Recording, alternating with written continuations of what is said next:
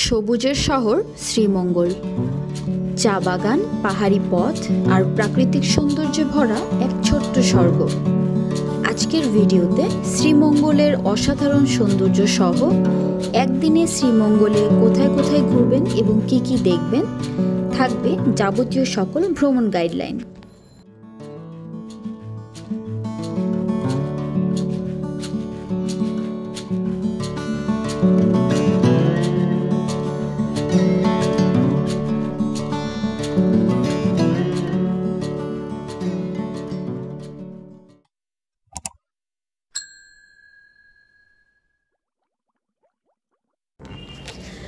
ঢাকা থেকে কিভাবে যাবেন?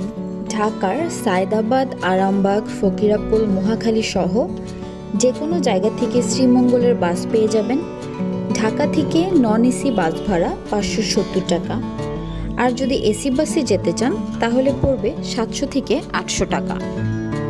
ঢাকা থেকে শ্রীমঙ্গলের দূরত্ব 177 কিলোমিটার, আর যেতে সময় লাগবে 5 থেকে 6 ঘন্টার মতো।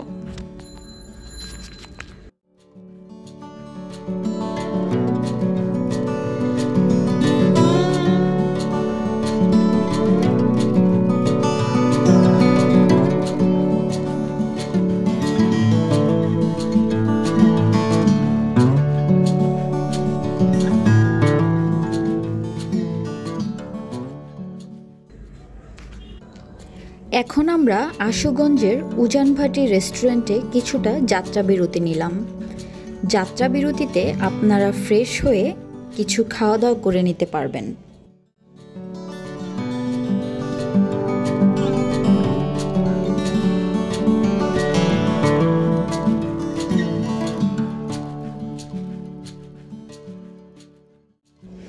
যাত্রা বিরতি শেষে আমরা আবারও ছুটে চললাম শ্রীমঙ্গলের উদ্দেশ্যে।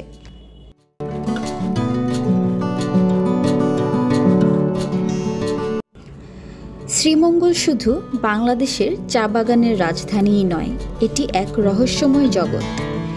এখানে প্রতিটি চা পাতা এক একটি গল্প বলে, প্রতিটি টিলা প্রকৃতির আঁকা এক অনন্য শিল্পকর্ম। শ্রীমঙ্গলের পথে পথে শুধু চায়ের বাগানই নয়, এখানে আরও আছে লালমাটির টিলা, লাউয়াছড়া বনের মতো প্রাকৃতিক সৌন্দর্য, যা আপনাকে এই ভ্রমণের প্রতিটি মুহূর্ত মুগ্ধ করবে। চলুন তাহলে চায়ের রাজধানী শ্রীমঙ্গলে অনুভব করি মায়াবী সৌন্দর্য।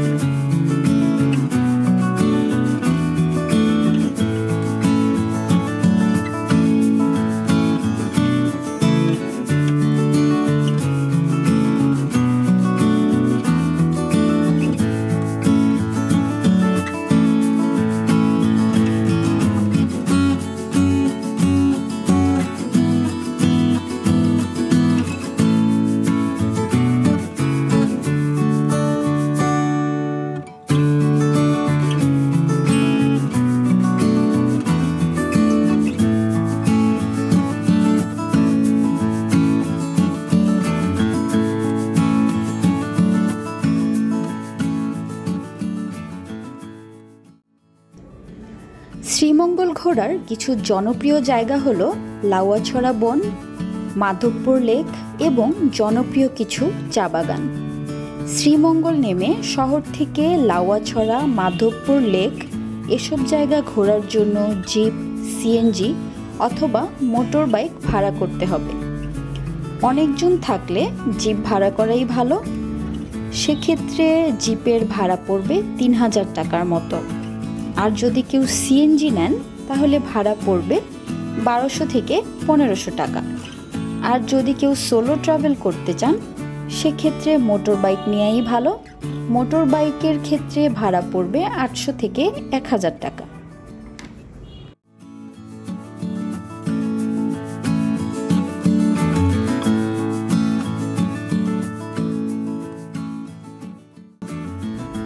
আমরা এখন যাচ্ছি লাউয়াছড়া বনের পথে। শহর থেকে প্রায় 20 মিনিটের পথ। চলুন তাহলে দুপাশের চা বাগানের সৌন্দর্য উপভোগ করতে করতে যেতে থাকি লাউয়াছড়ার পথে।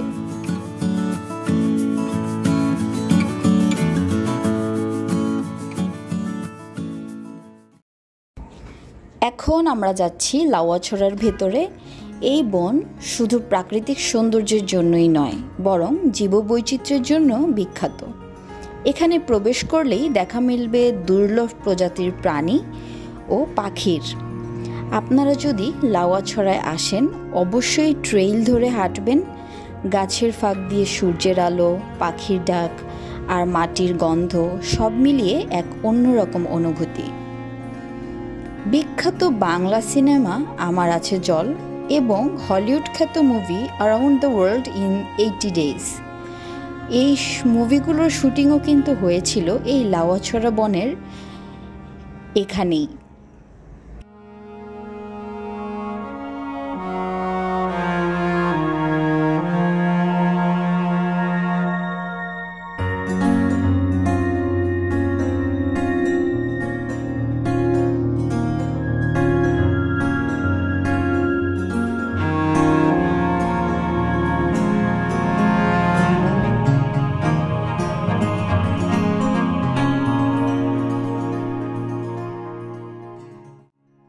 লাউয়াছড়া বন থেকে এখন বিদায় নিচ্ছি।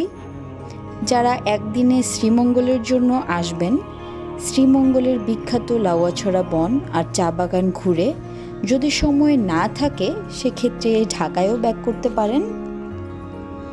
যারা একদিনে থাকার প্ল্যান করে আসবেন, সেক্ষেত্রে লাউয়াছড়া একদিনে ঘুরে শ্রীমঙ্গল শহরের দিকে অনেক সুন্দর সুন্দর কিছু রিসোর্ট আছে। মোটামুটি 3000 টাকা থেকে শুরু করে 10,000 টাকার মধ্যে ভালো কিছু রিসোর্ট পেয়ে যাবেন।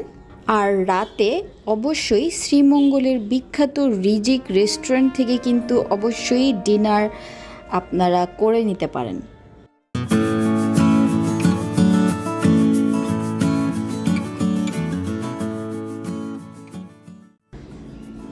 হাতে সময় থাকলে ঘুরে দেখতে পারেন মাধবকুণ্ড ঝর্ণা। মাধবকুণ্ড শুধু একটি ঝর্ণা নয়, এটি প্রকৃতির এক অনন্য সৃষ্টি। প্রবেশদ্বারে পা রাখতেই দূর থেকে শুনতে পাবেন জলধারার গর্জন। সামনে দাঁড়ালেই দেখতে পারবেন বিশাল পাহাড়, আর তার বুকে চিরে নেমে আসছে বরফ সাদা জলরাশি।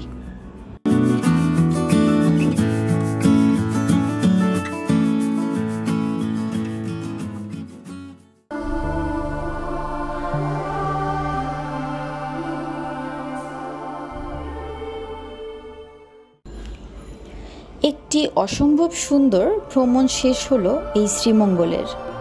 চা বাগান, লাউয়াছড়া বন এবং মাধবকুণ্ড ঝর্ণা একসাথে শ্রীমঙ্গল ট্যুরকে করেছে অসাধারণ। তো শেষ করছি আজকের শ্রীমঙ্গল ভ্রমণ। দেখা হবে অন্য কোনো ভিডিওতে।